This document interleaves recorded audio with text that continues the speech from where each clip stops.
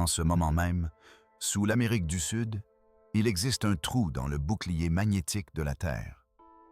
Pas une métaphore, une véritable brèche dans le champ magnétique planétaire, assez large pour perturber les satellites qui la traversent.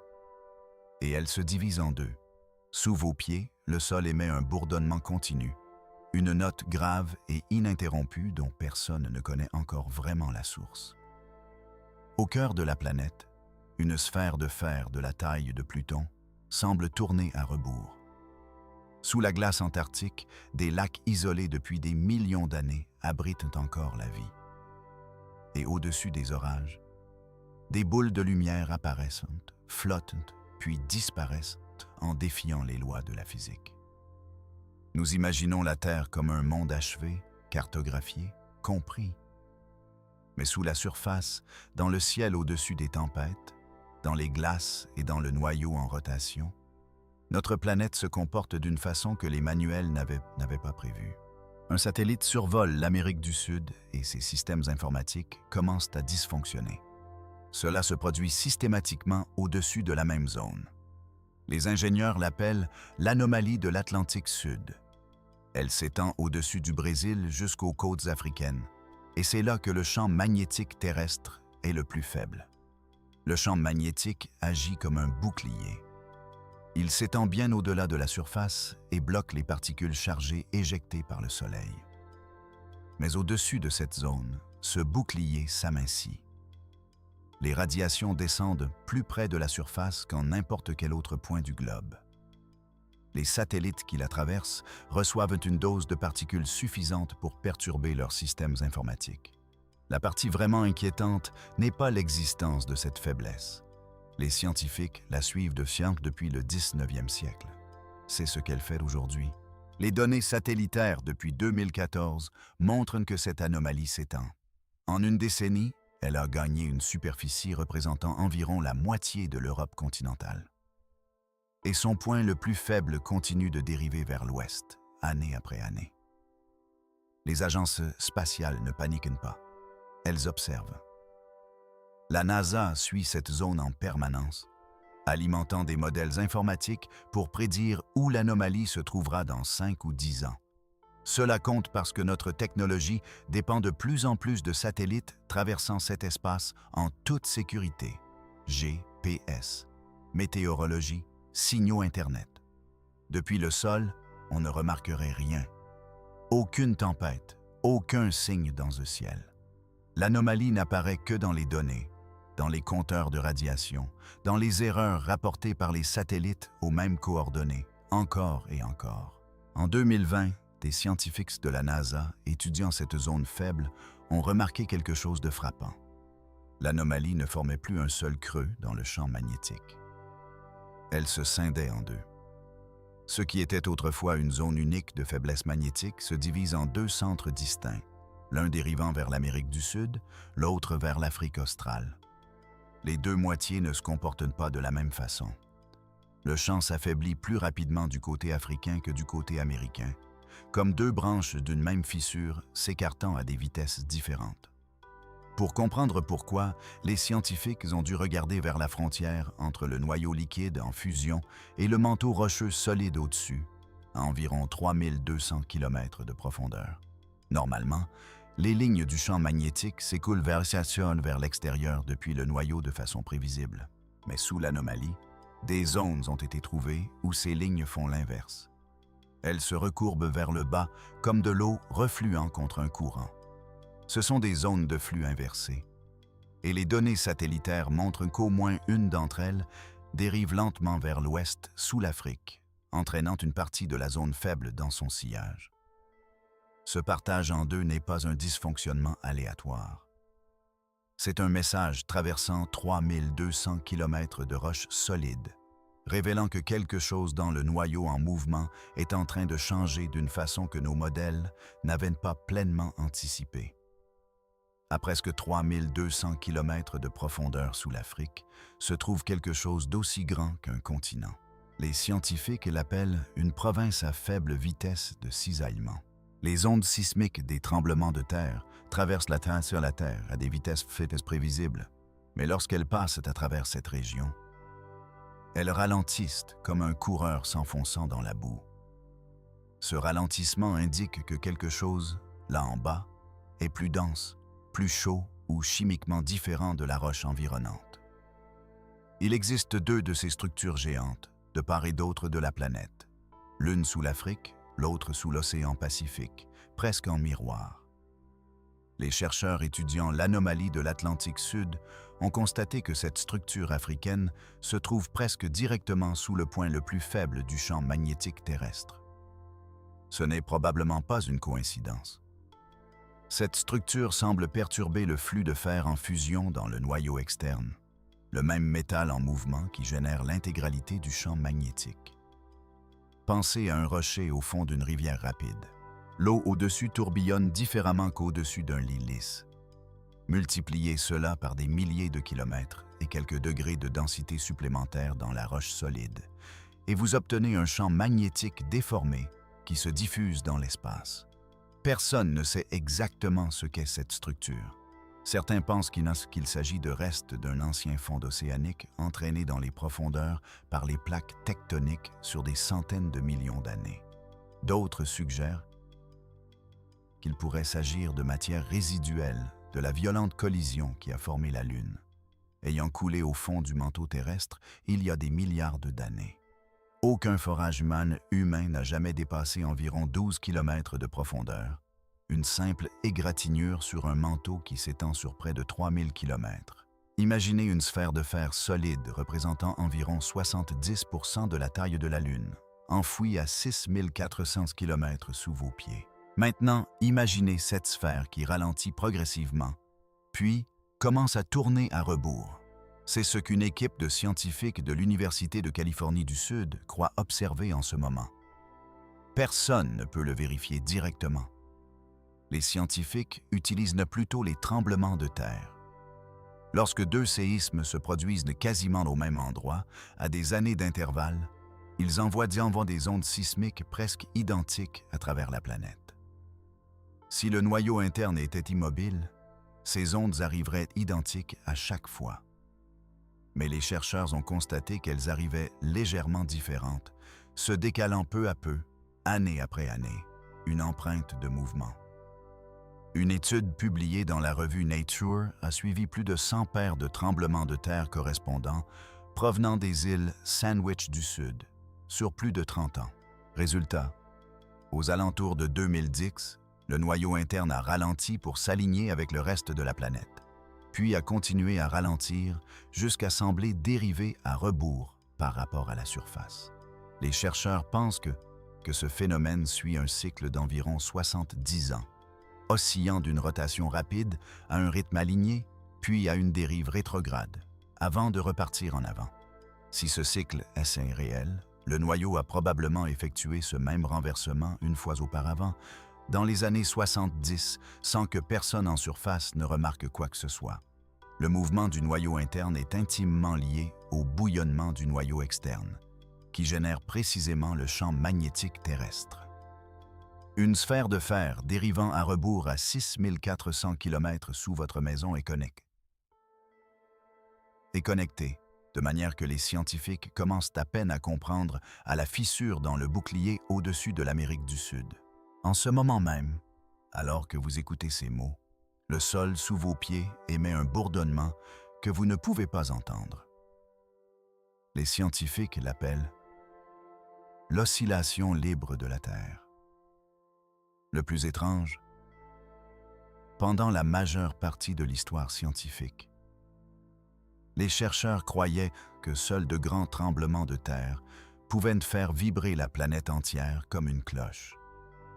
Mais dans les années 90, des sismologues ont capté quelque chose d'inattendu. Ce bourdonnement était là en permanence, même les jours sans séisme majeur, nulle part sur Terre. Imaginez une cloche géante qui ne cesse jamais de résonner, même si personne ne l'a jamais frappée. C'est essentiellement ce que les chercheurs ont découvert. Pendant des années, l'explication principale mettait en cause les vagues océaniques déferlant sur les continents, exerçant une pression rythmique constante sur le fond marin, suffisante pour faire vibrer doucement toute la planète. Pour tester cette théorie, des scientifiques ont placé des sismomètres spéciaux directement sur le fond de l'océan Indien et, pour la première fois, ont enregistré ce bourdonnement depuis sous les eaux. Cela a confirmé que le phénomène existe partout, en mer comme sur Terre. Mais cela n'a pas réglé le débat. Certains chercheurs pensent qu'il provient de vagues océaniques se heurtant en pleine mer, d'autres de vagues interagissant avec le plancher marin près des côtes, d'autres encore que l'atmosphère elle-même contribue à ce mélange. Ce bourdonnement n'est pas qu'une curiosité. Il offre aux scientifiques un signal constant et permanent pour cartographier la structure intérieure cachée de la planète, y compris cette mystérieuse structure sous l'Afrique et le noyau interne en mouvement.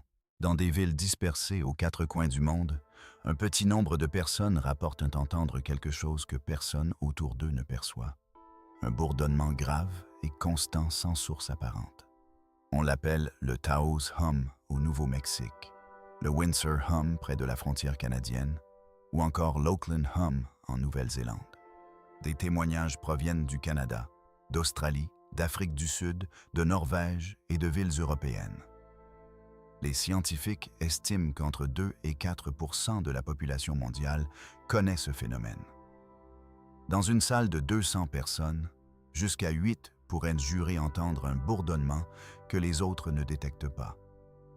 Une étude récente a testé 2 hypothèses. Soit les personnes concernées ont une ouïe exceptionnellement sensible aux basses fréquences, soit il existe une source physique que personne n'a encore identifiée. Aucune des deux n'a pleinement expliqué le phénomène. La piste la plus sérieuse conduit vers l'intérieur de l'oreille elle-même. La cochelée, cette structure spiralée au fond de l'oreille interne, ne fait pas que recevoir les sons, elle peut en générer. Pour certaines personnes, ces sons internes pourraient être perçus comme un bourdonnement extérieur, essentiellement une forme d'acouphène basse fréquence dont le cerveau situe la source à l'extérieur du corps. Cela ne rend pas l'expérience moins réelle pour ceux qui la vivent. Et la science de l'audition des très basses fréquences reste étonnamment peu explorée. En novembre 2018, des sismomètres sur tous les continents ont capté quelque chose d'inexplicable. Un bourdonnement régulier à fréquence unique, voyageant autour de la planète entière. Il a atteint le Kenya, le Chili, le Canada, Hawaï. Certains signaux ont duré jusqu'à 20 minutes et plus de 400 ont été enregistrés au total. Les tremblements de terre ordinaires émettent un mélange chaotique de fréquences, comme un tambour frappé. Celui-ci était différent, lisse, régulier, presque musical. Et il n'a produit aucune secousse ressentie par quiconque. La source a été retracée jusqu'à une petite île appelée Mayotte, dans l'océan Indien entre Madagascar et le Mozambique. Des mois avant le bourdonnement, les habitants avaient ressenti quelque chose d'inhabituel. Plus de 1000 petits séismes avaient secoué l'île presque quotidiennement. En 2019, un navire de recherche a exploré les fonds marins voisins. Ce qu'il a trouvé a stupéfié les chercheurs. Un tout nouveau volcan posé sur le plancher océanique, haut d'environ 800 mètres et large de plus de 5 km. Il n'existait pas auparavant. Il avait poussé de rien, entièrement sous l'eau, en moins d'1 an. Les scientifiques ont reconstitué l'histoire. Un réservoir souterrain de magma de 15 km de large s'était mis à pousser vers le haut en 2018, déclenchant des milliers de petits tremblements sur son passage, avant de percer le fond marin dans ce qui est peut-être la plus grande éruption sous-marine jamais détectée.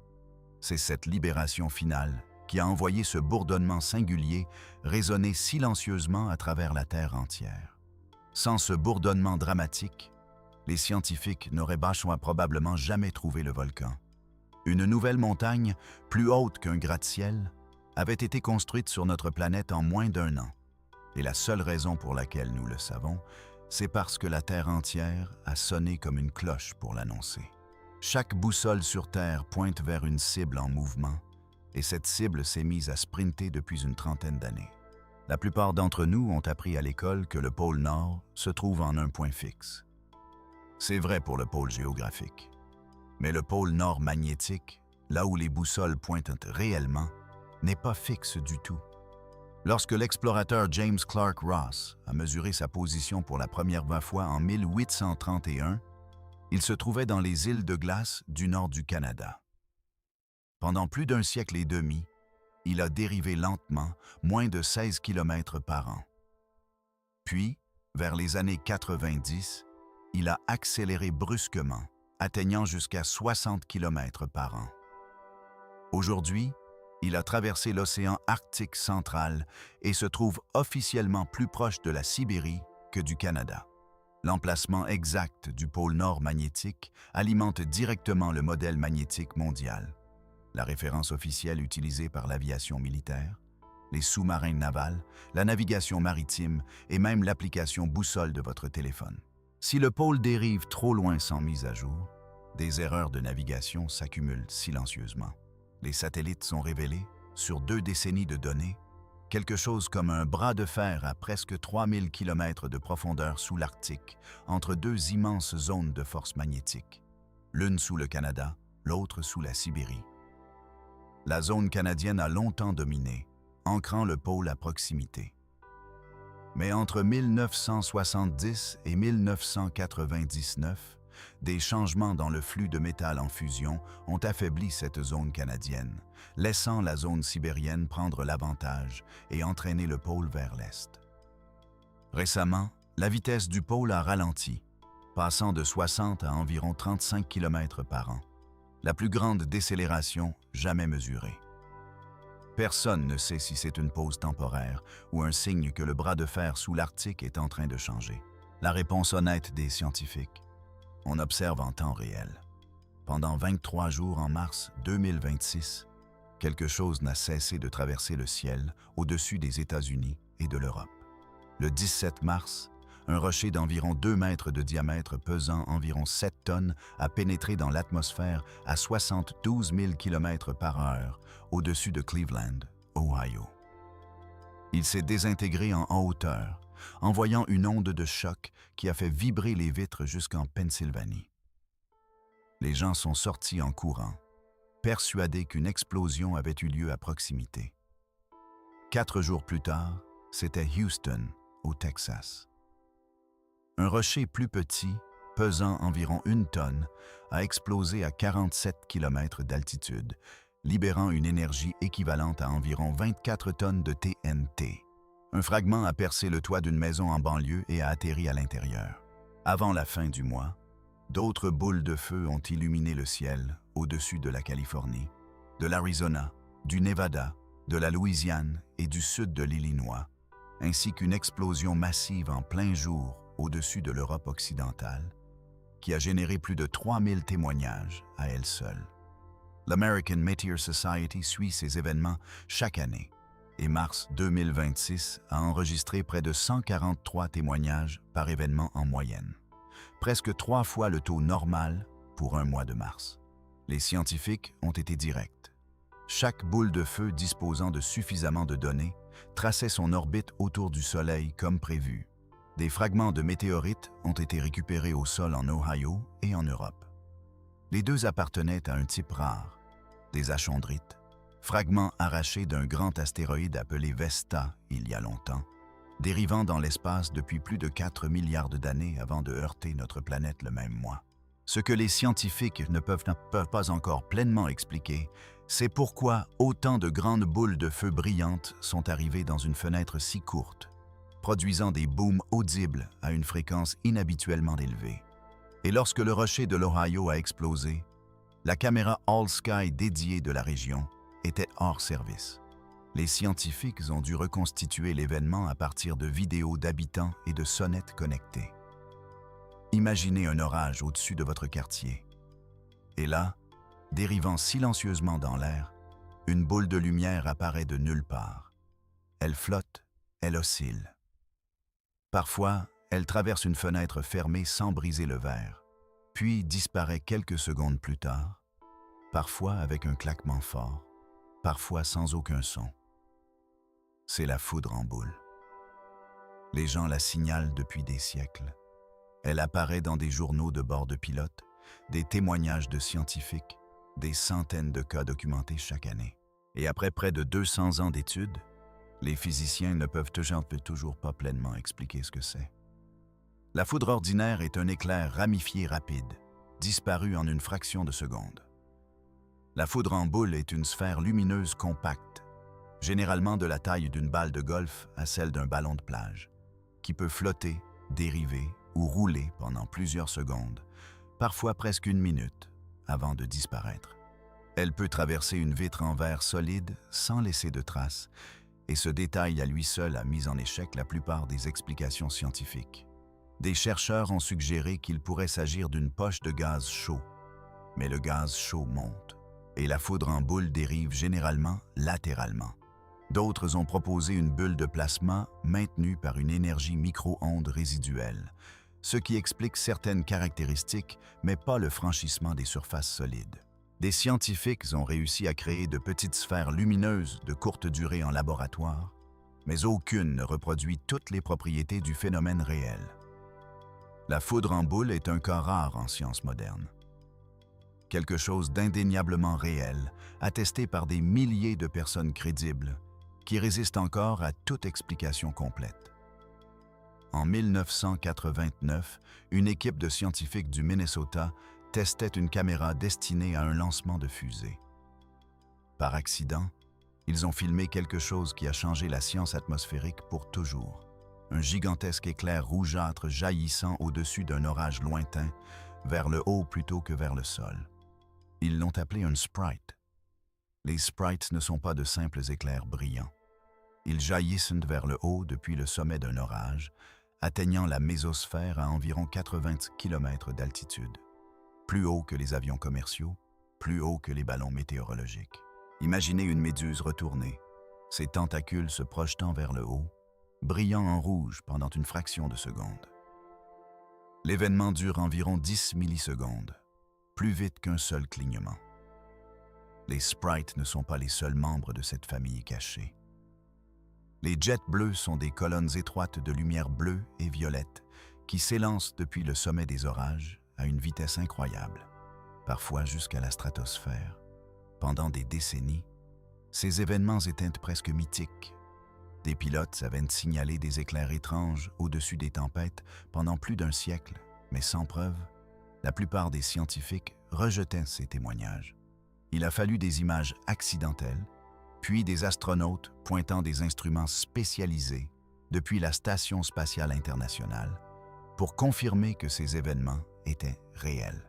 Nous vivions sous ces orages depuis toujours, et nous n'avons réalisé que récemment qu'un spectacle lumineux entier se déroulait directement au-dessus de nos têtes, pratiquement chaque jour quelque part sur la planète. Ces éclairs ne sont pas que de la décoration. Ils semblent genuinement affecter la chimie de la haute atmosphère, et les chercheurs pensent que les comprendre mieux pourrait améliorer la sécurité aéronautique et la prévision des tempêtes. Sous plus de 4 km de glace antarctique solide, caché de tout rayon de soleil, se trouve un lac de la taille du lac Ontario. Il s'appelle le lac Vostok, et depuis au moins 15 millions d'années, il est complètement isolé du reste de la planète. Aucune lumière, aucun air frais, aucun contact avec notre atmosphère.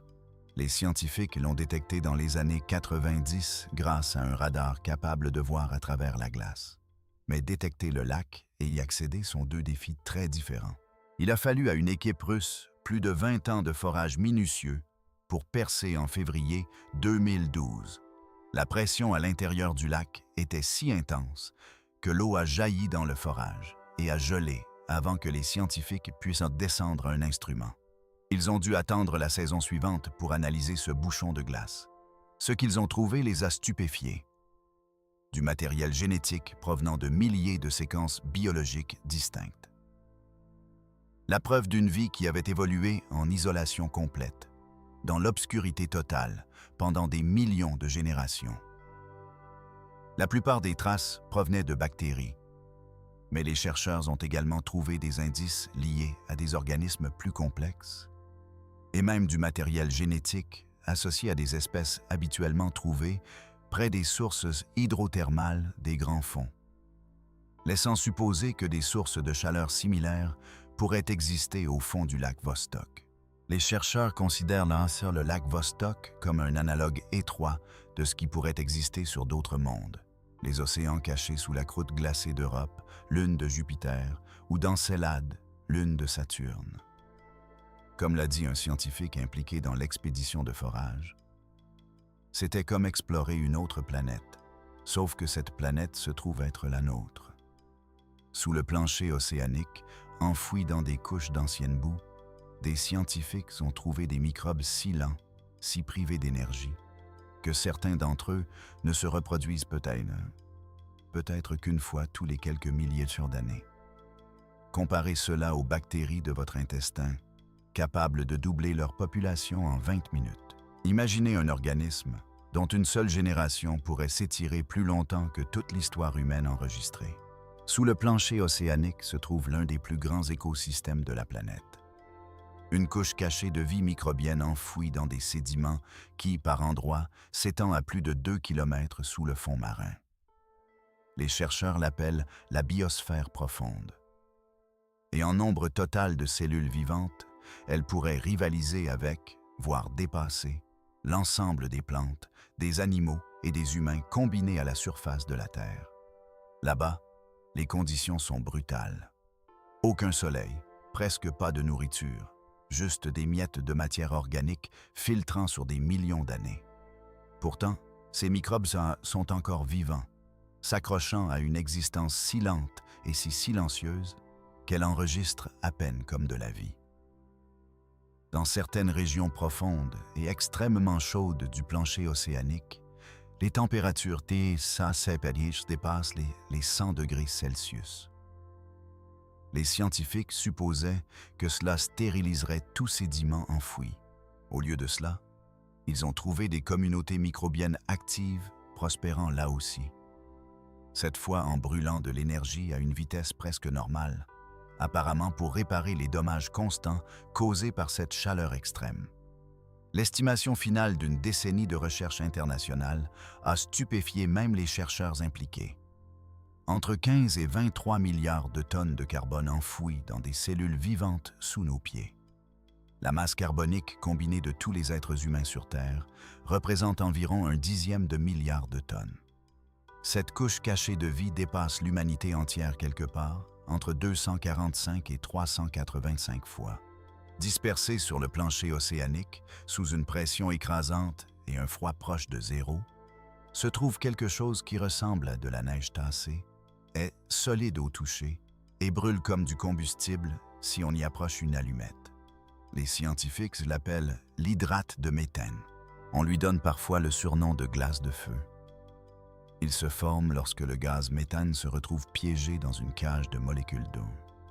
D'eau gelée, sous la combinaison spécifique de pression intense et de froid extrême que l'on trouve sous le fond marin. Un seul mètre cube de ce matériau, à peu près la taille d'un lave-linge, peut libérer jusqu'à 164 mètres cubes de méthane une fois décomposé. Les scientifiques estiment que ces dépôts, combinés à ceux enfouis sous le pergélisol arctique, pourraient donc contenir plus de carbone que toutes les réserves de charbon, de pétrole et de gaz naturel sur Terre réunis. Ils restent stables uniquement dans une fenêtre très précise de température froide et de pression écrasante. Lorsque les eaux océaniques se réchauffent, une partie de cette stabilité commence à se dégrader. Imaginez le plancher océanique comme un immense congélateur rempli d'étagères, après étagères de bocaux hermétiquement fermés par le froid et la pression. Au fur et à mesure que la pièce se réchauffe, certains bocaux commencent à se desserrer. La question n'est pas de savoir si les bocaux peuvent se desserrer, c'est de savoir combien se desserreront en même temps. Une étude réalisée au large des côtes d'Afrique de l'Ouest a révélé que le méthane peut voyager plus de 40 km sous terre avant de jaillir du fond marin à un endroit complètement différent. Ce qui signifie que ces dépôts ne se comportent pas toujours comme les scientifiques l'avaient supposé. Le géologue qui a dirigé cette recherche l'a dit clairement. Cette découverte montre que des volumes bien plus importants de méthane pourraient être libérés que quiconque ne l'avait supposé. En 2012, un pilote d'hélicoptère survolant la péninsule de Yamal en Russie a repéré quelque chose qui n'aurait pas dû exister. Un énorme cratère creusé dans la toundra gelée, large de plus de 60 mètres, sans cause apparente. Depuis lors, des chercheurs en ont identifié une huitaine de ces géants sur la péninsule de Yamal et la péninsule voisine de Jidan, certains plongeant à plus de 45 mètres de profondeur.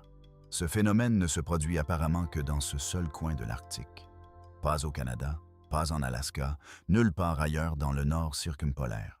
Ce détail a intrigué les chercheurs pendant plus d'une décennie, car il signifiait que la simple explication du réchauffement climatique ne pouvait pas suffire. Les scientifiques ont finalement reconstitué une réaction en chaîne se produisant loin sous la surface. Sous le pergélisol de Yamal, d'anciens sédiments marins ont gelé il y a plus de 40 000 ans, piégeant du méthane en profondeur. Des réserves de gaz naturel se sont formées en dessous, et la chaleur de ces réserves a lentement fondu le pergélisol par en dessous, même pendant que le réchauffement de surface le fondait par en haut. Cela a laissé une poche de gaz sous haute pression coincée entre un plafond de glace qui s'amincissait et une chaleur montante. Le mécanisme final: lorsque le pergélisol se réchauffe, l'eau fondue s'infiltre et interagit avec des dépôts de sel souterrains par un processus naturel appelé osmose, provoquant une soudaine augmentation de la pression souterraine. Ce pic suffit à fissurer le plafond gelé et à déclencher une libération explosive de gaz accumulé, faisant exploser un cratère à travers le sol gelé. Ce n'est pas un événement unique. Des expéditions sur un cratère particulièrement dramatique, connu sous le nom de cratère de Sayaka, ont trouvé des preuves que le gaz s'était accumulé régulièrement pendant des années avant de finalement éclater dans une explosion si puissante que des témoins ont rapporté avoir vu des flammes jaillir du trou nouvellement formé. Un matin de septembre 2025, devant un hôpital de Bangkok, la rue a simplement cessé d'exister. À un peu plus de 7 heures du matin, un tronçon de route s'est effondré sans avertissement, engloutissant une zone de la taille d'un terrain de football sur 50 mètres de profondeur. Un camion de remorquage de la police a disparu dans le trou avec plusieurs autres véhicules. Environ un an auparavant, à Kuala Lumpur, en Malaisie, un gouffre s'était ouvert directement sous le trottoir d'une rue animée, presque 10 mètres de profondeur, et une femme qui passait à ce moment précis a disparu dedans avant que quiconque puisse réagir. Les gouffres peuvent sembler, de l'extérieur, comme si le sol avait simplement décidé de disparaître sans avertissement. Mais la mécanique réelle est lente et physique. L'eau dissout la roche souterraine douce, calcaire, gypse, sel, creusant des cavités cachées. Finalement, la mince couche de sol ou de pavé au-dessus s'effondre. Dans le cas de Bangkok, les enquêteurs ont retracé le déclencheur jusqu'au sol, s'écoulant dans un tunnel de métro en construction à proximité. Aggravé par de fortes pluies de mousson, les scientifiques disposent d'outils réels pour prédire ces événements. Radars pénétrant le sol, relevés sismiques, imagerie satellitaire capable de détecter des changements de surface de l'ordre du millimètre des mois avant un effondrement visible. Mais ces outils nécessitent que quelqu'un surveille le bon endroit au bon moment. Et le sous-sol d'une ville contient bien plus de cavités cachées que quiconque n'en a cartographié. Les récifs coralliens sont censés suivre un schéma prévisible. Trop de chaleur, l'algue symbiote est expulsée, le corail blanchit, puis récupère ou meurt. Mais les vrais récifs refusent de suivre ce script.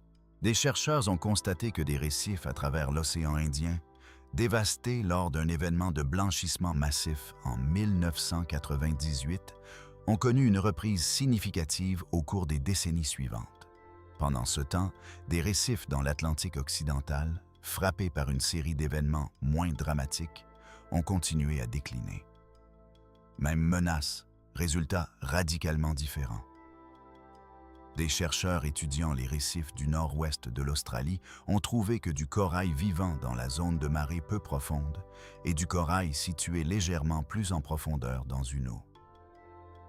Peines plus froides se sont rétablies selon des chronologies complètement différentes après le même événement de blanchissement, une différence de quelques mètres de profondeur produisant des histoires d'élire de survie radicalement différentes. Une analyse de la reprise à travers la grande barrière de corail a révélé qu'environ la moitié des récifs gravement endommagés ne suivaient pas une courbe de rétablissement régulière, mais un schéma en 2 phases, une pause imprévisible à mi-chemin avant de reprendre éventuellement. Les modèles standards peinent à capturer ce type de pause. Et par-dessus tout cela, l'intervalle moyen entre les événements de blanchissement majeurs a diminué pour représenter moins de la moitié de ce qu'il était. Les récifs qui avaient autrefois 10 ou 20 ans pour récupérer n'en ont parfois que quelques-uns avant la prochaine vague de chaleur océanique. Comme demander à quelqu'un de guérir complètement d'une blessure tout en se préparant déjà à la suivante, avec une fenêtre de récupération qui rétrécit à chaque fois. À 600 km sous vos pieds, scellés dans la roche solide, il pourrait exister une quantité d'eau équivalente à celle de tous les océans de surface réunis. Ce n'est pas de l'eau dans une caverne souterraine. C'est de l'eau piégée au niveau moléculaire, chimiquement liée dans la structure cristalline d'un minéral appelé ringwoodite, qui ne se forme que sous l'écrasante pression et la chaleur dépassant 1100 degrés Celsius. En 2014, des chercheurs étudiant un diamant extrait du sol au Brésil ont remarqué quelque chose d'inhabituel piégé à l'intérieur.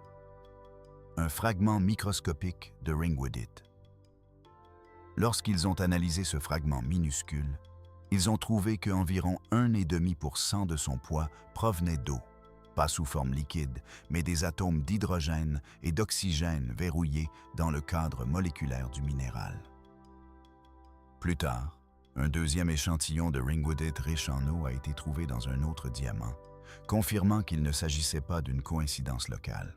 Si seulement 1% du poids de la roche dans cette couche profonde entière s'avère être de l'eau, les calculs suggèrent que cela s'additionne à presque 3 fois le volume total de tous les océans de surface de la Terre combinés.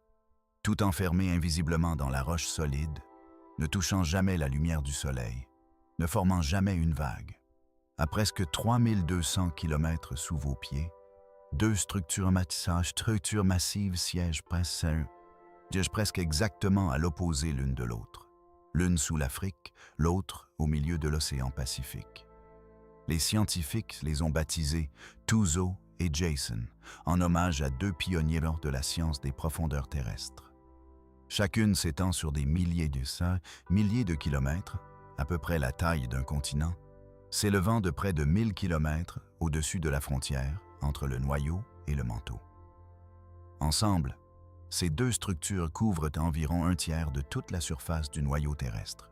Personne ne les a jamais touchées directement. Les scientifiques savent qu'elles existent parce que les ondes sismiques ralentissent d'environ 1 à 3% dans les traversants, révélant quelque chose de plus dense, plus chaud ou chimiquement différent du manteau environnant. Ces 2 structures ne sont pas des jumeaux identiques. La structure africaine s'élève environ 1000 km plus haut, au-dessus de la limite du noyau que son homologue pacifique et semble avoir une densité plus faible, la rendant potentiellement moins stable sur de longues périodes géologiques. Les 2 idées principales sur leur composition: d'anciens fonds océaniques entraînés vers les profondeurs par la tectonique des plaques sur des centaines de millions d'années, ou des matériaux résiduels d'une source ancienne profondément enfouie. Les chercheurs conviennent que ces structures existent clairement, mais que presque rien d'autre n'a été fermement établi à leur sujet. Ce qui les rend importants, au-delà de la curiosité, c'est que de nombreux points chauds volcaniques de la Terre se regroupent de façon suspecte directement au-dessus de ces 2 formations, suggérant que ce qui se trouve là en bas façonne silencieusement l'activité volcanique des milliers de kilomètres plus haut. Pendant la majeure partie de l'histoire de la Terre, un fait de base est resté stable. La planète a lentement, progressivement ralenti. Il y a 100 millions d'années, une journée ne durait que 23 heures. Ce ralentissement était causé par la gravité de la Lune, agissant comme un frein doux sur nos océans. Puis, vers 2020, quelque chose d'inattendu s'est produit. Ce ralentissement s'est inversé. La Terre a commencé à accélérer. Le changement est minuscule, mesuré en millisecondes. Mais les scientifiques, utilisant des horloges atomiques et des satellites, peuvent mesurer la rotation terrestre avec une précision incroyable. Le 5 juillet 2024, la Terre a effectué une rotation complète, 1,66 millisecondes plus vite que les 24 heures standards, la journée la plus courte jamais enregistrée depuis l'introduction des horloges atomiques il y a près de 70 ans. Si la glace fondante ralentit la planète en redistribuant l'eau à travers les océans, qu'est-ce qui cause cette accélération soudaine? C'est la partie qui a vraiment déconcerté les chercheurs. Un géophysicien impliqué dans l'étude de la tendance a appelé cela une situation sans précédent, assez remarquable pour que les scientifiques discutent sérieusement de quelque chose qui n'est jamais arrivé dans l'histoire de la chronologie moderne. Une seconde négative, soustrayant une seconde des horloges mondiales au lieu d'en ajouter une, peut-être dès 2029. Certains chercheurs soupçonnent que la réponse pourrait se cacher dans le même noyau profond et bouillonnant responsable du champ magnétique terrestre. Mais cette connexion reste une théorie, pas une cause confirmée. Chaque satellite en orbite autour de la Terre, chaque système GPS guidant votre téléphone, chaque technologie mondiale dépend de la connaissance précise de la vitesse de rotation de cette planète. Et en ce moment, la réponse honnête des scientifiques qui l'étudient de plus près est que personne ne sait pleinement pourquoi le sol sous vos pieds a commencé à bouger un peu plus vite. Depuis plus d'un siècle, les scientifiques savent que la Terre ne tourne pas parfaitement droite. Elle oscille légèrement, traçant un petit cercle irrégulier en tournant, un mouvement que les astronomes appellent le mouvement polaire. L'une des composantes de ce vacillement porte le nom d'une découverte vieille de plus d'un siècle, l'oscillation de Chandler, identifiée en 1891 par un astronome amateur qui remarqua que les étoiles semblaient légèrement décalées de là où un axe terrestre parfaitement stable aurait dû les placer. Plus récemment, les scientifiques ont découvert que les êtres humains eux-mêmes contribuent à ce vacillement. En pompant tellement d'eau souterraine pour la consommation et l'irrigation, de l'eau qui siégeait auparavant sous les continents, sa redistribution dans les rivières et les océans a mesuralement déplacé l'axe de rotation de la Terre. Le pôle de la planète a dérivé d'environ 9 cm par an en direction de l'Islande. Une étude publiée en septembre 2025 a constaté que cette même oscillation de Chandler avait presque disparu après 2015. Les scientifiques ont attribué cette disparition soudaine à un puissant épisode, la Niña, qui a déplacé d'énormes volumes d'eau et de pression atmosphérique autour du globe, perturbant le rythme habituel du vacillement d'une façon que les chercheurs s'efforcent encore de modéliser pleinement. Chaque satellite de navigation, chaque système de synchronisation précis, chaque point de référence astronomique utilisé par le GPS dépend du suivi précis du mouvement de l'axe terrestre. Un changement inattendu dans ce vacillement se répercute dans chaque technologie s'appuyant sur la connaissance exacte de l'emplacement des pôles. Les scientifiques utilisent maintenant ce vacillement comme un outil de diagnostic, un moyen de détecter la quantité d'eau que l'humanité déplace autour du globe. Le champ magnétique terrestre, avec ses pôles nord et sud, a complètement échangé ses places des centaines de fois au cours de l'histoire de notre planète. Et la fissure au-dessus de l'Amérique du Sud pourrait être un murmure précoce de ce phénomène qui se reproduit. Les scientifiques lisent l'enregistrement magnétique figé dans l'ancienne roche volcanique. Lorsque de la roche en fusion refroidit en pierre solide, de minuscules particules magnétiques se verrouillent en place, alignées avec la direction du champ terrestre à ce moment précis, comme une aiguille de boussole figée dans le temps. Couche après couche, les scientifiques peuvent lire cet enregistrement gelé sur des dizaines de millions d'années. La dernière inversion complète s'est produite il y a environ 780 000 ans, bien avant l'existence des humains modernes. Et cette inversion n'a pas été rapide. Elle a duré au moins 22 000 ans, plusieurs fois plus longtemps que les scientifiques ne le supposaient.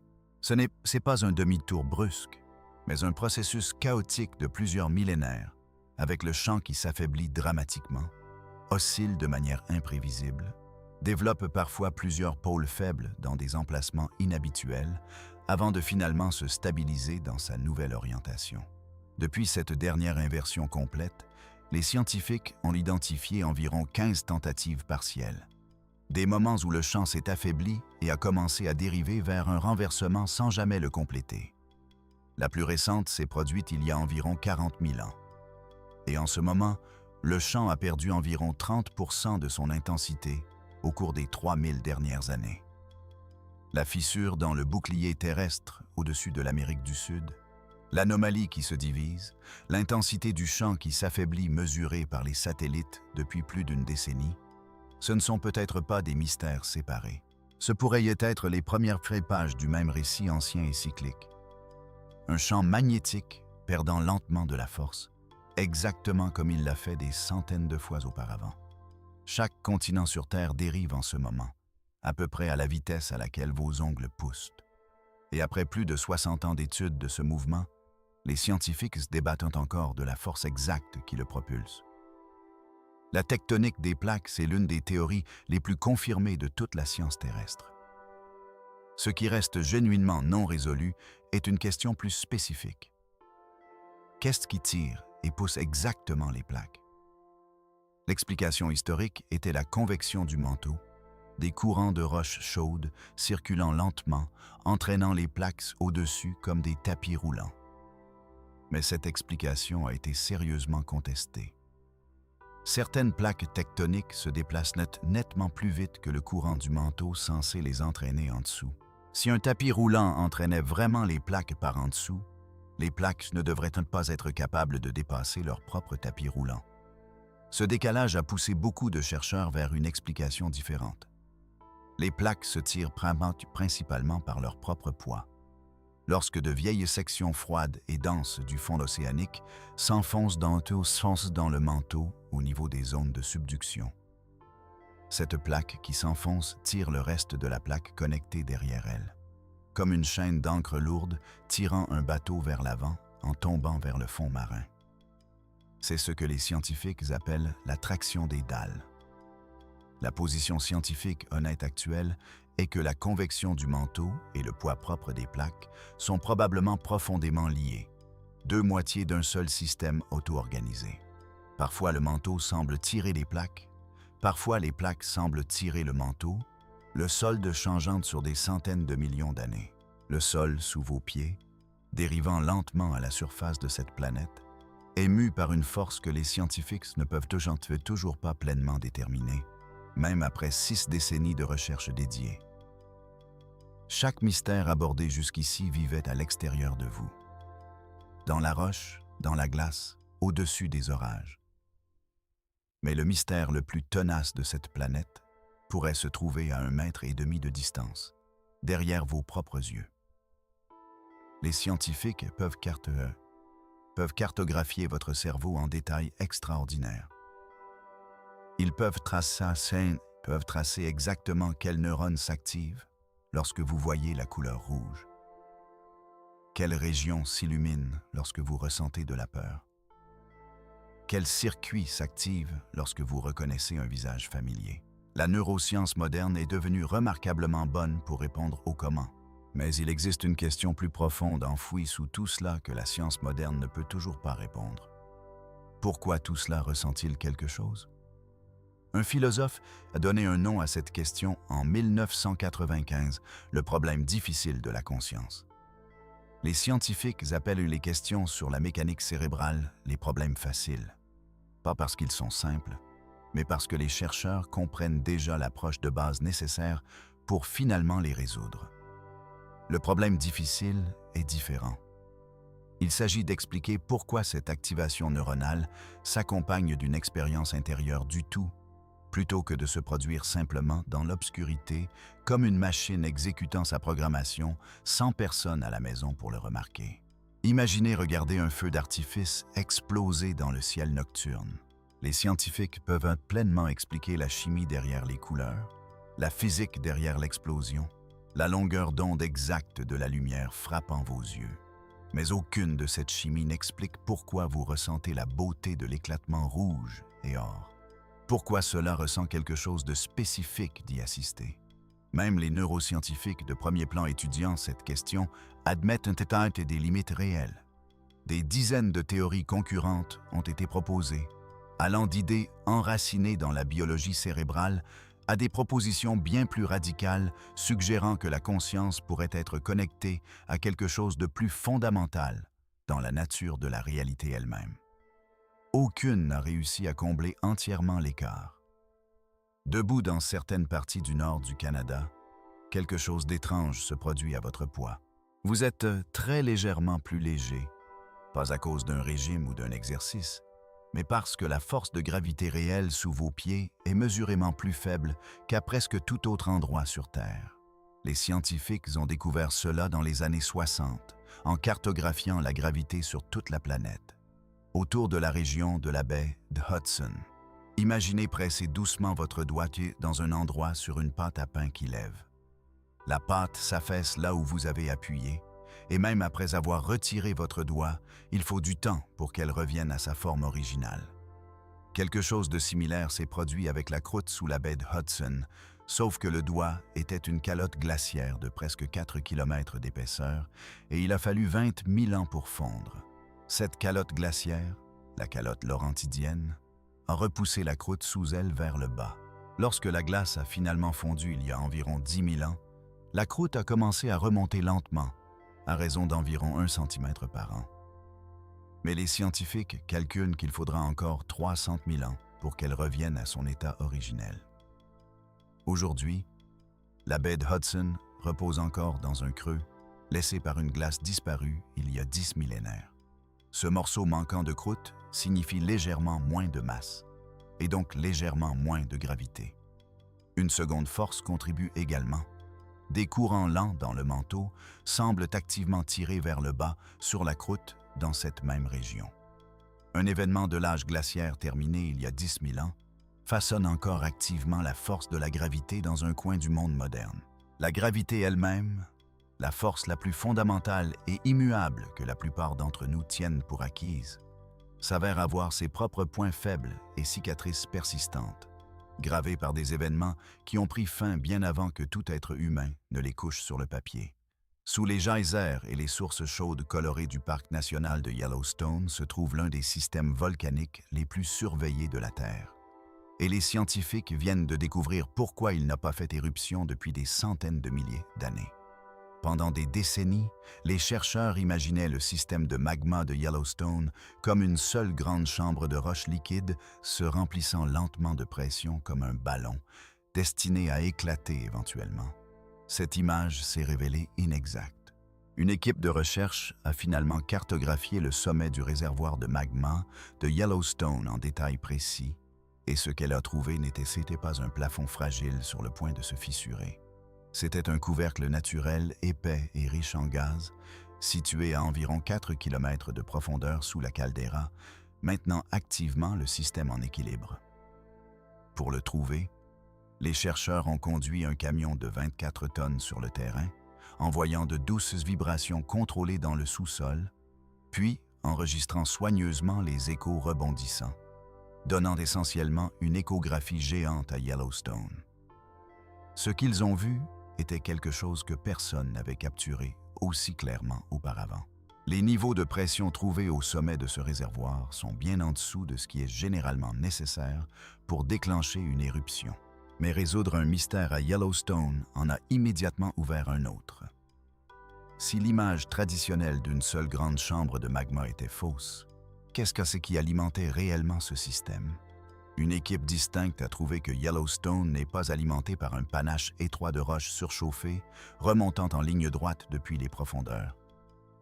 Au lieu de cela, il semble y avoir un vent mantélique, un courant horizontal large de roches chaudes poussé par le mouvement des plaques tectoniques loin au-dessus, générant du magma beaucoup plus près de la surface. Plutôt qu'une seule chambre profonde, le magma semble distribué à travers une vaste région de roches partiellement fondue dans une grande partie de la croûte elle-même. Ce changement complet de compréhension est important pour la surveillance. Les instruments actuels ont été conçus spécifiquement pour détecter un panache profond et singulier. Les chercheurs s'efforcent maintenant d'adapter leur équipement pour suivre correctement ce système bien plus large nouvellement découvert.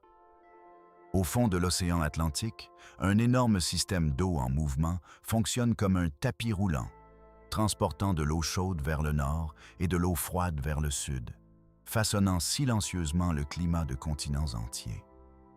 Les scientifiques l'appellent la circulation méridionale de retournement atlantique, et des preuves croissantes suggèrent bien qu'elle ralentit. L'eau chaude coule vers le nord en surface jusqu'au Groenland et à l'Islande. Une fois là, elle refroidit, devient plus dense et s'enfonce, puis redescend vers le sud, au fond de l'océan, complétant une boucle géante en mouvement lent qui prend d'environ 1000 ans pour un cycle complet. C'est une raison majeure pour laquelle une partie de l'Europe occidentale reste plus douce que d'autres endroits à des latitudes similaires. À mesure que la calotte glaciaire du Groenland fond, elle déverse d'énormes volumes d'eau douce, moins dense, dans l'Atlantique Nord, juste à l'endroit précis où cette circulation dépend de l'eau devenant assez lourde et salée pour couler. L'eau douce résiste à l'enfoncement. En verser trop dans le système, et le moteur entier de ce tapis roulant océanique peut commencer à caler. Des études, siècles de données océaniques ont trouvé de réels signes d'affaiblissement, bien que les chiffres exacts restent vivement débattus au sein de la communauté scientifique. Certaines études suggèrent que cette circulation a déjà ralenti d'environ 15% depuis le milieu du 20e siècle. D'autres invitent à la prudence, soulignant que les mesures directes et continues du système complet n'existent que depuis 2 décennies, ce qui rend genuinement difficile de distinguer un déclin à long terme d'une fluctuation naturelle à plus court terme. Ce qui rend cette situation genuinement incertaine plutôt que résolue, c'est le désaccord entre les modèles climatiques eux-mêmes sur la proximité d'un éventuel point de basculement, un seuil au-delà duquel la circulation pourrait passer à un état dramatiquement plus faible de façon relativement abrupte, plutôt que de décliner progressivement sur des siècles. Certains modèles prédisent un déclin lent et progressif sur des centaines d'années. D'autres suggèrent la possibilité d'un changement beaucoup plus rapide et perturbateur, bien que déterminer exactement quand ou si ce changement pourrait se produire reste l'une des questions genuinement ouvertes de la science climatique moderne. Si cette circulation venait à s'affaiblir considérablement, les conséquences se répercuteraient bien au-delà des températures océaniques. Modification des régimes de précipitation sous les tropiques, hiver plus froid dans certaines parties de l'Europe occidentale, même pendant que le reste de la planète continue de se réchauffer, et changements dans les populations de poissons et les écosystèmes marins qui dépendent d'eux, du rythme régulier de cette circulation depuis des milliers d'années. En octobre 2013, une étrange accumulation d'eau inhabituellement chaude est apparue silencieusement au large des côtes de l'Alaska. Les chercheurs l'ont surnommé le blob. À l'été 2014, cette eau chaude s'étendait sur plus de 1600 km, de l'Alaska jusqu'au Mexique, avec des températures atteignant jusqu'à 4 degrés Celsius au-dessus de la normale par endroits. Une zone de haute pression persistante s'était installée au-dessus du Pacifique Nord-Est et y était restée mois après mois, affaiblissant les vents qui normalement remuent et refroidissent la surface de l'océan. Sans ces vents, la chaleur qui aurait habituellement été dispersée s'est accumulée et s'est attardée. Les scientifiques se débattent encore de ce qui a réellement provoqué le phénomène. Certaines études pointent vers un réchauffement océanique plus large comme déclencheur de la crête atmosphérique inhabituelle. D'autres suggèrent l'inverse, les 2 effets se renforçant mutuellement dans une boucle qui a fait durer l'événement pendant près de 3 ans entiers. L'impact écologique a été stupéfiant à observer en temps réel. De minuscules crustacés dont dépendent poissons et oiseaux marins ont presque disparu des filets d'échantillonnage. À leur place, les scientifiques ont trouvé des pyrosomes, des créatures gélatineuses, tubulaires, translucides qui n'avaient jamais été documentées dans ces eaux. Les eaux concurrençant directement les espèces indigènes tout en offrant une valeur nutritive bien moindre. La perturbation s'est répercutée à travers presque toute la chaîne alimentaire à la fois. Des bébés lions de mer se sont échoués sur les plages, mourant de faim en nombre sans précédent. Des milliers d'oiseaux marins sont morts. Des proliférations d'algues toxiques ont contaminé les fruits de mer tout le long de la côte ouest et ont retardé les saisons de pêche commerciale pendant des mois. Des forêts de kelp ont été dévastées lorsque les eaux chaudes ont déclenché une croissance explosive dans les populations d'oursins, transformant des zones entières en déserts sous-marins que les scientifiques appellent des barrans d'oursins, des paysages sous-marins nus qui, dans certaines zones, ne se sont toujours pas rétablis des années plus tard. En 2026, les températures océaniques au large de la côte ouest ont recommencé à monter rapidement sur cette même étendue du Pacifique, des chercheurs avertissant ouvertement que des conditions semblablement inquiétantes à celles du blob original pourraient en être de retour, sur une échelle qui pourrait rivaliser ou même dépasser ce qui s'est passé il y a plus d'une décennie. Tout un écosystème côtier perturbé presque du jour au lendemain par un seul événement atmosphérique mal compris, certaines de ses conséquences encore visibles plus de 10 ans plus tard, et revenant peut-être maintenant. Quelque part dans le passé profond de la Terre se trouve une période si déconcertante que les scientifiques l'ont surnommée le milliard ennuyeux. Il y a environ 1,8 milliard d'années, après une première poussée de changements dramatiques, formation des océans, apparition de la vie, montée de l'oxygène dans l'atmosphère, tout s'est soudainement ralenti. Le climat s'est stabilisé, les niveaux d'oxygène se sont aplatis, la vie a continué d'exister, mais a à peine évolué, restant peu plus qu'une fine couche de boue et d'organismes unicellulaires simples pendant 1 milliard d'années et 1 milliard d'années entiers. Puis, à partir d'environ 800 millions d'années, tout a changé à nouveau. De massives glaciations ont balayé la planète. Une vie complexe a explosé sous de nouvelles formes. Il y a environ 520 millions d'années, une extraordinaire explosion de diversité évolutive, connue sous le nom d'explosion cambrienne, a produit les ancêtres de presque tous les grands groupes animaux vivants aujourd'hui. Une théorie principale pointe vers l'intérieur de la Terre. Les plaques à peine mobiles pendant cette période ont ralenti l'engin habituel de changement environnemental. Une équipe distincte a trouvé que la concentration de métaux traces dissous dans l'océan, les mêmes métaux dont les cellules vivantes dépendent pour des fonctions biologiques critiques, a chuté significativement pendant exactement cette période, suggérant que la vie n'était peut-être pas simplement oisive, mais genuinement privée de matières premières nécessaires pour évoluer davantage. Des recherches plus récentes ont compliqué le tableau. Des organismes complexes précoces ont émergé au début de cette période soi-disant ennuyeuse, avant que leur diversité ne s'effondre soudainement et dramatiquement à mi-parcours, suggérant des conditions plus turbulentes que le surnom ne le laisse supposer.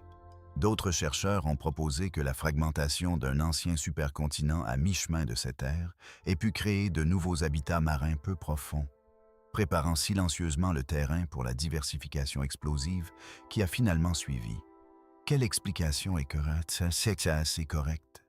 Le refroidissement tectonique, la chimie océanique appauvrie, des explosions cachées d'activités évolutives effacées ensuite? La réponse honnête est que les scientifiques ne s'accordent pas encore.